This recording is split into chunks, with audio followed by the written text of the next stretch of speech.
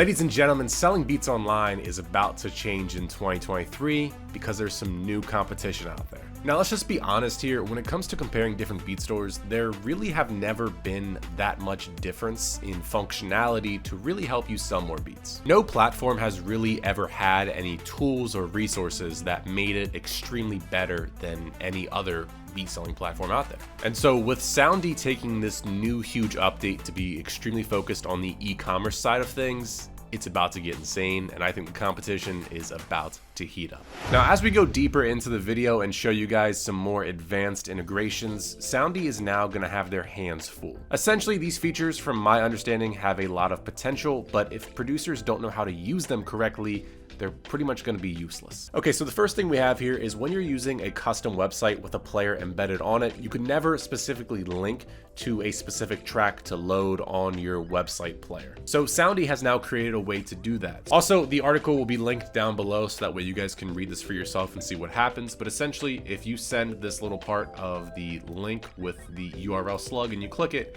it will actually by default open, scroll down, and load the specific track. And then you can also do this with coupons. So this works on when you use like the Soundy website builder and even a custom HTML store as well on like a WordPress website. So let's say you were doing like an email sale for 40% off. You can add this send_coupon with a coupon name in the URL, and when the artist clicks on it, it'll actually show a pop-up of a blank discount has applied to your cart, and then they can go ahead, add the beats, and like I said, the discount automatically applies. So really, these two features aren't, I would say, completely groundbreaking and shocking to the beat selling world, but what it does is they help reduce friction in the buyer journey, which is always a good thing. Now, they also added a feature for abandoned carts, and like I said, here is where the competition starts heating up for these different beat stores, and where I think in 2023, you're gonna see a lot of major changes to how beat stores operate and kind of how their approach is to helping producers sell beats. So as of right now, recording this, I know about a month or two ago, BeatStars added an abandoned cart feature, but it only fires on the marketplace. And I'm pretty sure Airbit, Tracktrain, any other beat store, they do not have an abandoned cart feature. So for right now, it's just Soundy and BeatStars that offer this. But with Soundy, it's really cool. Theirs can fire on the marketplace, it can fire on their website builder page, and it can also fire if you have a custom website with the HTML player on it as well. Now, in order for this to actually work, Soundy needs to be able to identify the email address of the user who abandoned their cart. So there are essentially three main ways that this can happen. If the user is logged in on their Soundy account when they go to your website, your player, whatever, if you essentially capture their email by a lead magnet, such as a free download, such as a store opt-in, such as a store exit intent opt-in as well, and then also by previous transactions in the same session, which I don't think would happen very much. Then they can also be identified with parameters. So essentially you've added email tracking parameters to your links, or you've identified them through their JavaScript API, which I will be honest with you guys, right? This is when we start getting a little deep into developer coding stuff that Soundy really has to help educate producers on how this works and how to make it easy, or else these features don't really matter because producers aren't just going to use them. Now, what's cool is there is a tab for abandoned carts, so you can see the cart items, coupons, email, phone number, if they're a customer or not.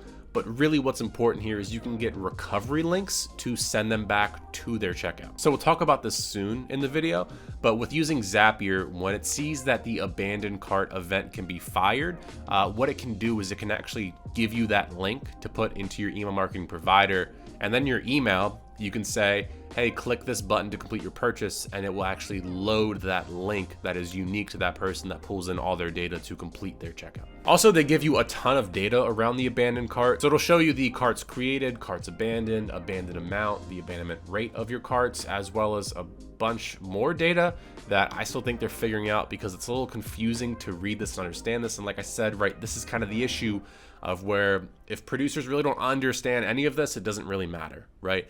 But what is cool about this that's kind of motivating and also maybe demotivating for you is you can see the abandoned amount.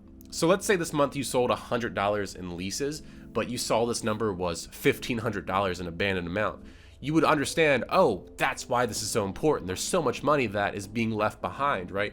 If out of that $1,500, if I could recover an extra $500, you know, that's huge to go from a $100 a month to a $600 a month because of a feature like this. And like I said, it's just really cool to see this and to like actively know that people are adding to cart. It's just they're abandoning it, and there's a way that Soundy now has, right? They have the solution to gather that data and create flows off of it to hopefully recover their carts through email marketing. So essentially, if you don't know, Zapier is essentially a no-code platform that will help you essentially take data from different places and send it to other tools or programs. But what's really cool about this is Soundy is actually getting approved for the marketplace on Zapier, so there will be like the easiest way to set this up. And so with Zapier, you can capture new sales, add them to an accounting software if you're tracking your money like that.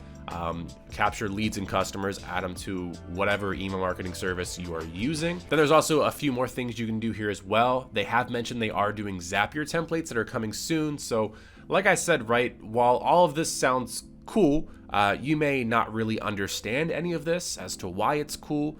You may understand a little bit about it. You may be like, dude, I'm so left field. So like I said, that's kind of the biggest issue right now. Soundy has to go about educating people and just making this as easy as possible so that people understand how this actually works to help them make more money as a producer. Now there's also parameter tracking. So this is really cool. So essentially with parameters, you can track visitors and you can also trigger functions. So this is really helpful because if you do an email marketing campaign, what we can do is we can add these custom parameters to our BeatStore player, and then we can go ahead and create a special link to use in our email marketing provider. In this case, it'd be ActiveCampaign for us. And so then based on these parameters that come directly from ActiveCampaign, as well as what we're setting to Soundy, when a user clicks on this, essentially their first name and email will be filled in the URL. That's coming directly from their ActiveCampaign account information. And then Soundy is able to identify the users based on what's in the URL from those UTM parameters. And like I said, I'll leave this linked below for you guys. It goes into like developer docs, API keys. That's not my bread and butter. I'm not too knowledgeable in that stuff at all. So like I said, that's kind of the main issue right now I see with all of these updates. And then there's also more customer data insight. So essentially you can see customer lifetime value, new customers versus returning customers, what that is in terms of percentages, the customers' average orders, and then the average items per customer as well down here. So there's a lot more data that you can track, which is awesome. And so honestly, this video wasn't the most entertaining thing. I understand that, but Soundy looks like they're doing some pretty crazy shit. It's just like I said, right? The biggest issue right now is making this digestible and understandable for producers because, like I said, the features are really cool, but if producers really have no kind of instruction or direction on why this is important or how to use this, you know, that's going to be the biggest issue as to why people won't use it, and this would kind of be a flop.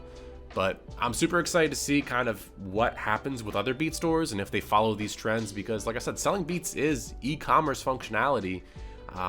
So I'm just interested to see where it goes. This is definitely a huge step in the right direction, but yeah, peace out.